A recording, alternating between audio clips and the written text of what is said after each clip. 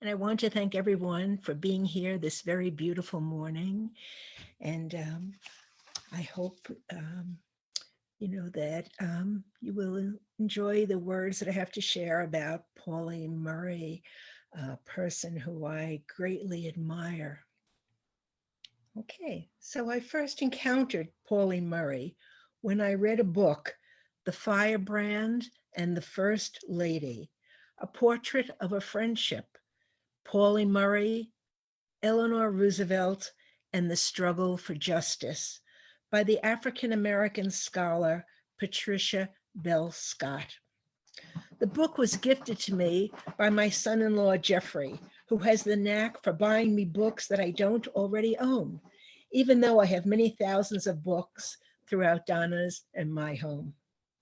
After I read this book, I wondered, how did I teach intersectional women's and gender studies for 35 years, attend the National Women's Studies Conference all around the country for 26 years, and never read about or even heard Pauli Murray's name mentioned? Becoming aware of how unknown Pauli Murray was to me and others, I realized that she probably has been unknown to most people. I then began to educate myself. I read Proud Shoes, Murray's book about her North Carolina family, and learned that Murray, who was born in 1910, is the granddaughter of Cornelia Smith, whose Cherokee and African-American beautiful mother Harriet was born into slavery and sold to Dr. Smith for $450, a steep price. And he bought her to serve as his daughter's maid. In the all too familiar story, Harriet was raped by Dr. Smith's son, Sidney, numerous times. And as a result, Harriet gave birth to Cornelia. Cornelia was raised by Dr. Smith's sister, who recognized the child as her niece, but abided by the racial divide separating the child from white children in church and in school. Later, Cornelia married William Fitzgerald, a mixed-race Union Army soldier. Murray's family members were ardent educators. After the Civil War, her grandfather, William Fitzgerald, established schools to educate the newly freed Negroes, the term that was used, under the Freedmen's Bureau. Cornelia and William's daughter, Agnes, married Will Murray, and Anna Pauline, known as Pauli, was one of their 6 children. Will was a principal of one of the Baltimore City schools, and a daughter and sons were teachers in a segregated America. Pauli's mother, Agnes, died when Pauli was 3, and her 43-year-old Aunt Pauline, Agnes's sister and Pauli's godmother, lovingly raised Pauli. Pauli's father was institutionalized in a mental asylum 3 years later. Aunt Pauline had started teaching when she was 15 years old, and now she had a child to raise. She had no alternative but to take Pauli to school with her. Pauli astounded her aunt by learning to read by being in the class with older children who would read aloud and recite. Teachers, especially Black female teachers, earned barely enough to survive. Aunt Pauline taught for well over 55 years, and there was no school pension system. There was an old age pension system in some states, but it excluded teachers. The belief in the early part of the 20th century was that thrifty and worthy people didn't become destitute. From young girlhood, Pauli resisted femininity. She didn't want to wear dresses, so Aunt Pauline made a deal with her. She could wear pants every day of the week, but on Sunday, she had to wear a dress to go to the Episcopal church. Aunt Pauline called Pauli my boy girl. When Pauli was a teenager, she was very aware of the lynchings and of the presence of the KKK. Contact with the white world became unbearable for Pauli, so her aunt took her to New York City. Pauli was amazed that there was no segregation on buses or subways, that there were no "for whites only" signs. She was fascinated by the automat where you could put in a coin and pull out a sandwich.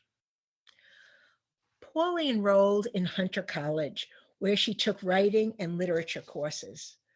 But when she graduated in 1933, during the height of the Great Depression, there were no jobs. So along with many other young people, mostly males, she jumped on trains looking for work around the country. Pauli reveled in being masculine. She cut her hair very short, and with her slight, flat-chested build, she passed for a boy. Not finding work, she went to the New Deal Camp Terra established by Franklin Delano Roosevelt for unemployed young women. There she met Peg Holmes, with whom she formed a close friendship. After some time at the camp, they hitchhiked to Nebraska, camping out along the way. In 1937, they participated in an auto workers' strike, and Pauli was on her way to activism. Pauli wanted to become Peg's husband, but Peg refused, and their relationship ended.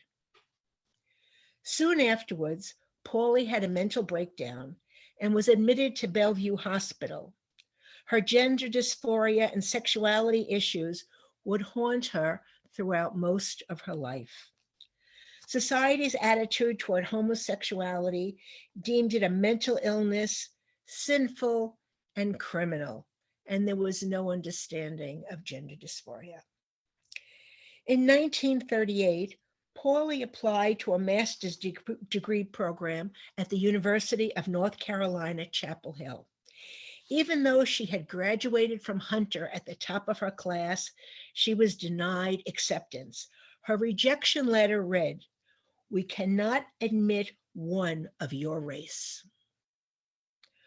Pauli responded by writing to President Franklin Roosevelt, who had recently spoken at the university, his alma mater, praising the school's progressive ideology.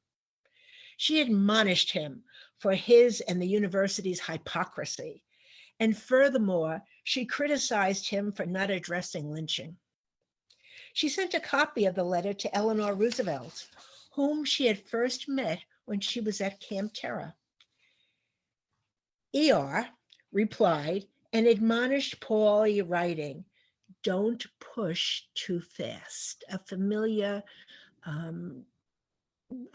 words that were often told to Black people seeking justice.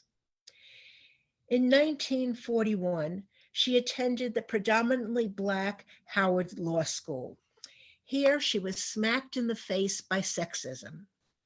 For the first 2 years, she was not permitted to speak in the classroom, and her raised hand was ignored because she was a female.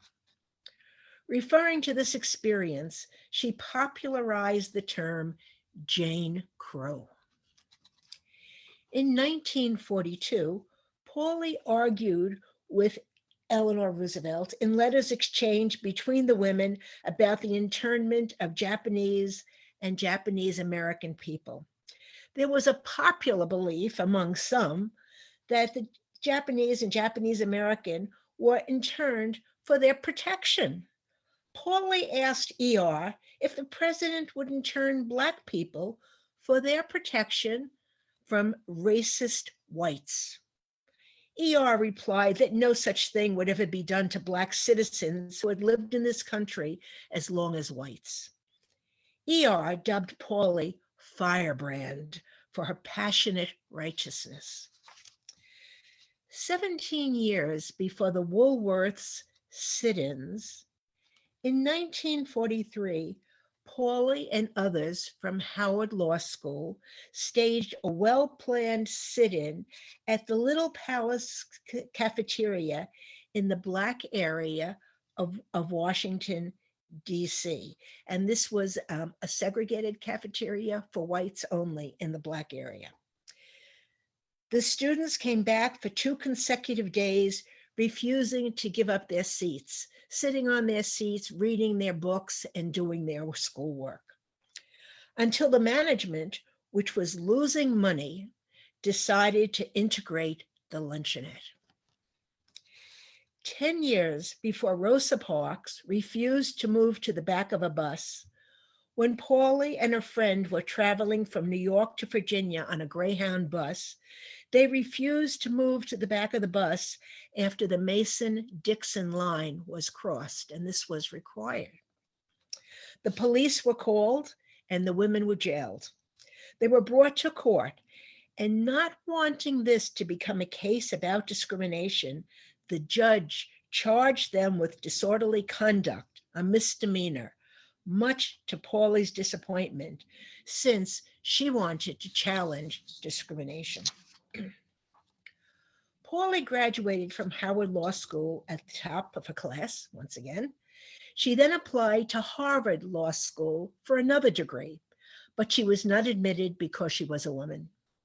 She decided then to go to Berkeley for her second law degree.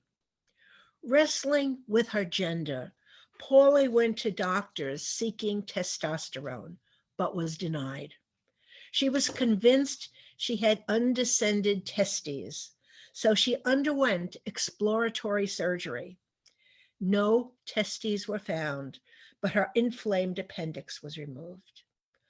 Over the years, Pauli suffered several mental breakdowns due to her gender and sexuality issues. Pauli had difficulty finding a position with a law firm with her 2 law degrees. She eventually was accepted by the Paul Weiss law firm. There she met Renee Barlow, and they became very close friends.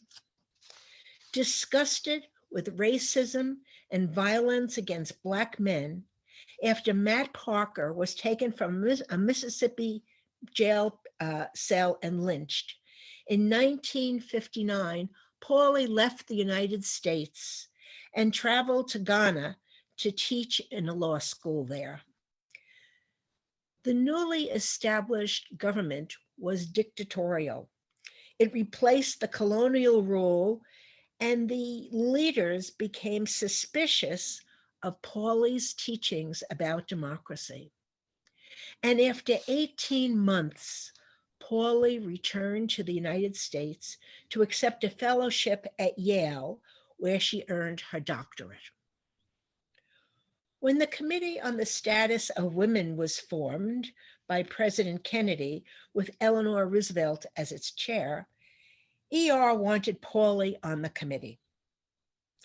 Pauli met with Betty Friedan and was one of the 28 women who formed the National Organization of Women. At Yale, Pauli wrote in her dissertation that the 14th Amendment, which was used to support the rights of Black men, could be used to support women's rights. Years later, jurist Ruth Bader Ginsburg relied on Pauli's legal work and rightly credited Pauli. Pauli also pushed the sexist ACLU to put women on their board. She succeeded, and her argument was used by the ACLU to win the rights of Black men and women to serve on juries. Pauli wrote, "I lived to see my lost causes found." She referred to herself as fighting with a typewriter. Throughout these years, Pauli and Renee's relationship deepened. They often met in New York City hotels, but they never lived together. They wrote one another letters, lovingly signing them with pet names such as Blanket, Peanuts, Snoopy, and 007, with the O forming glasses with 7 as the stem. Brandeis University invited Pauli to join the faculty, and she was eventually awarded tenure. Pauli always used the term Negro with a capital N to refer to herself and other people of color. She felt that this was a hard won triumph, being called a Negro with a capital N rather than colored or Negro with a small n or worse. This irritated, however, the Black students as the Black Power movement gained momentum. When the Black students took over a building at Brandeis, demanding a Black Studies department, Pauli disapproved of the takeover.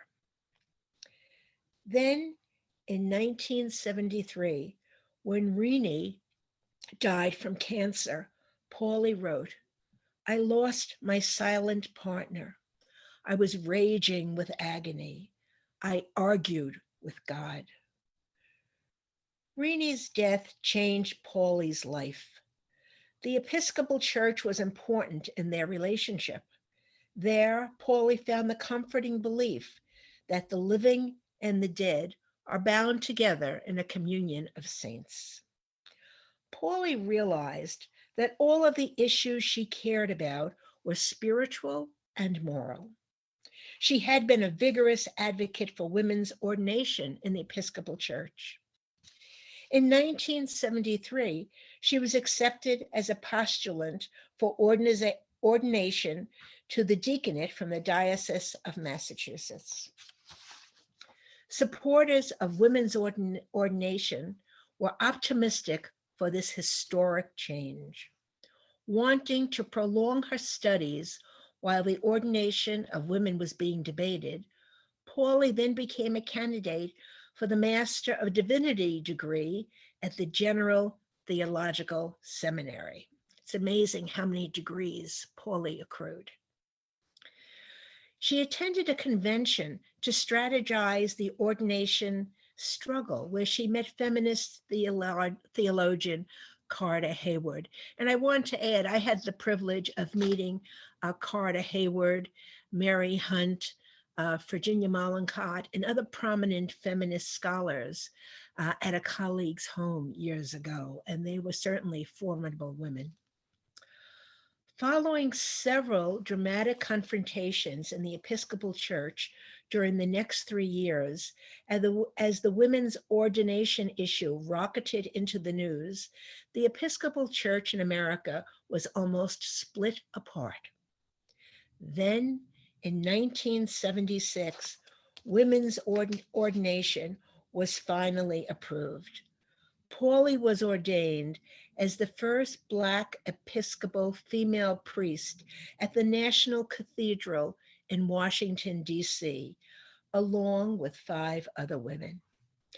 She celebrated her first Holy Eucharist as a priest at the Chapel of the Cross, where her grandmother Cornelia was baptized in 1854 as one of the 5 servant children belonging to Miss Mary Ruffin Smith.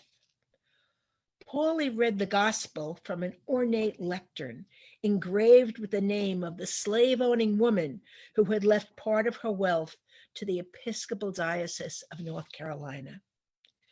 There is great irony in the fact that the first woman priest, a Black woman, to preside at the altar of the church to which Mary Ruffin Smith had given her deepest devotion, should be the granddaughter of the little servant girl she had sent to the balcony reserved for slaves. All of the strands of Pauli's life came together. She was the descendant of a slave and slave owners. She was a poet, lawyer, teacher, and friend, and now was empowered to minister the sacrament toward the goal of human wholeness. Pauli continued to write and to speak and to minister until her death in 1985 from pancreatic cancer. In conclusion, I am pleased to say that Pauli Murray, who was friends with Langston Hughes and who attended a writing workshop with James Baldwin, where she worked on one of her autobiographies, Proud Shoes, has started to receive the attention she deserves after fighting racism, sexism, homophobia, and genderphobia in her own life to make amazing legal and human rights contributions. Today, her briefs are used to work on LGBTQ legislation. If we were to speculate, today, Pauli would have received testosterone, the testosterone that she sought, and she probably would have identified as a trans man. In the 21st century, Anita Hill, Ruth Bader Ginsburg, Gloria Steinem, and so many others have lauded Pauli Murray's activism and legal and human rights contributions. Pauli's 600 boxes of writings are archived at the Harvard Schlesinger Library. In 2016, Pauli's childhood home in Durham, North Carolina, became a National Historic Site. In 2017, a Yale College was named the Pauli Murray College. In 2018, she was named a saint by the Episcopal Church. In 2021, the documentary, My Name is Pauli Murray, came out. Pauli's commitment to human rights and the web of connections is in sync with our UU principles, especially the first principle, the inherent worth and dignity of every person. Thank you. If you enjoyed this video, please like us on YouTube, subscribe to our channel, and click on the bell to be notified whenever we post a new video.